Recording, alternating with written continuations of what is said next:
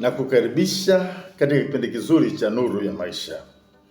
Tafakari yetu katika siku ya leo ina kichwa kinachosema kiburi hupofusha fikra na kukuaminisha kuwa wewe haupotei.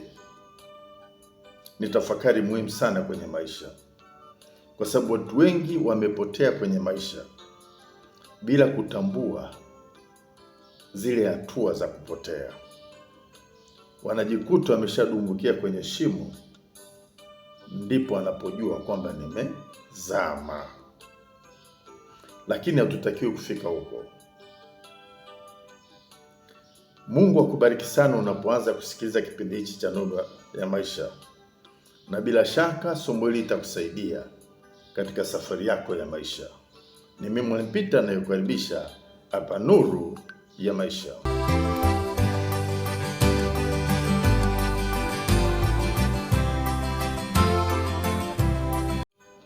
Kuna magonjwa ambayo mtu huyatambua mapema kwa sababu ya dalili zake.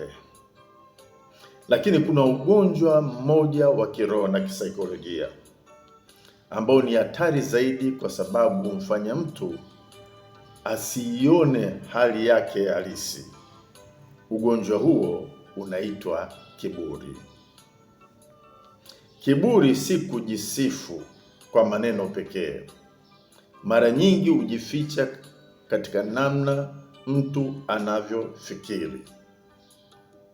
Humfanya mtu waamini kuwa yeye ndiye yuko sahihi kila wakati. Kiburi humfanya mtu waamini kuwa kila tatizo linalotokea katika maisha yake limesababishwa na watu wengine. Pole pole, kiburi humpofusha mtu kiasi kwamba haoni tena makosa yake mwenyewe, bali huona makosa ya watu wanaomzunguka. Ndiyo maana Yesu alisema, mbona wakitazama kibanzi kilicho katika jicho la ndugu yako, lakini boriti iliyo katika jicho lako huiangalii? Mathayo 7:3-5. Yesu alikuwa akifunua ukweli mkubwa wa maisha. Ni rahisi kuona makosa ya wengine kuliko kuona makosa yako. Kiburi hujenga ukuta mbele ya macho ya moyo wa mtu. Kadri ukuta huo unavyokuwa, ndivyo uwezo wa mtu wa kujitathmini unavyopungua. Kisaikolojia, hali hii hutokea pale mtu anapoonyeshwa kosa lake.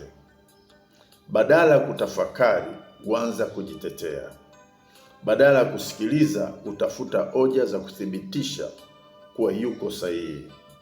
Badala ya kuwajibika, hutafuta mtu wa kumlaumu.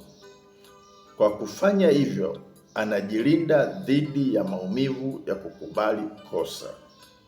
Lakini wakati huo huo, bila kujua, anajifungia mlango wa ukuaji, mlango wa mafanikio. Kwa sababu kikawaida huwezi kurekebisha tatizo ambalo wewe unaamini kabisa hauna. Kwa hiyo kama ndani yako una hii hali, ujue una ugonjwa wa kiburi. Kwa hiyo chukua hatua, kwa sababu chanzo cha uponyaji ni ufahamu. Ukishapata ufahamu, chukua hatua.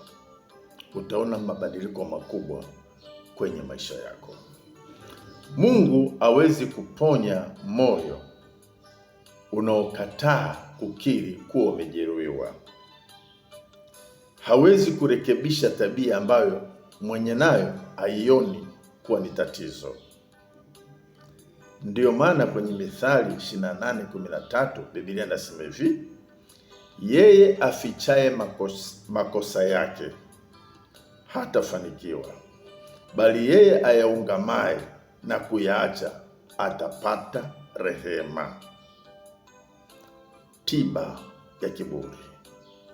Kukubali kosa si kushindwa, ni mwanzo wa ushindi. ni hatua ya kwanza ya uponyaji wa roho na akili.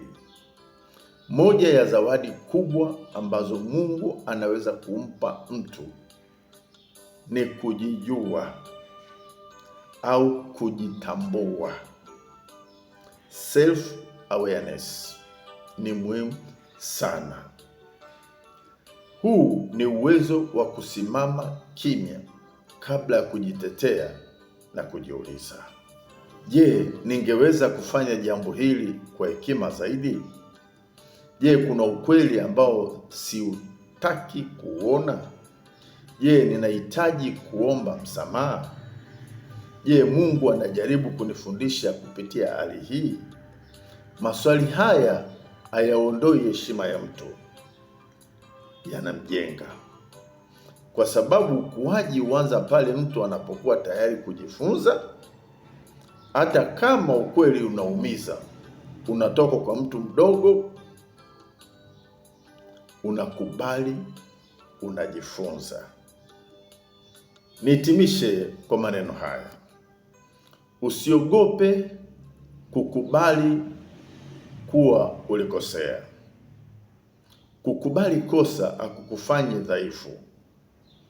Kuna kuonyesha kuwa una nguvu ya kuchagua ukuaji badala ya kiburi.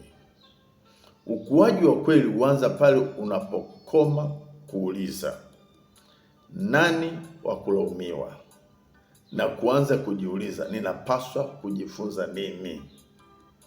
Watu wanaobadilisha maisha yao si wale wanaoamini wako sahihi kila wakati, bali wale walio tayari kukubali ukweli hata unapoumiza, kwa sababu wanajua kwamba unyenyekevu hujenga tabia na tabia njema hujenga hatima nzuri kwenye maisha.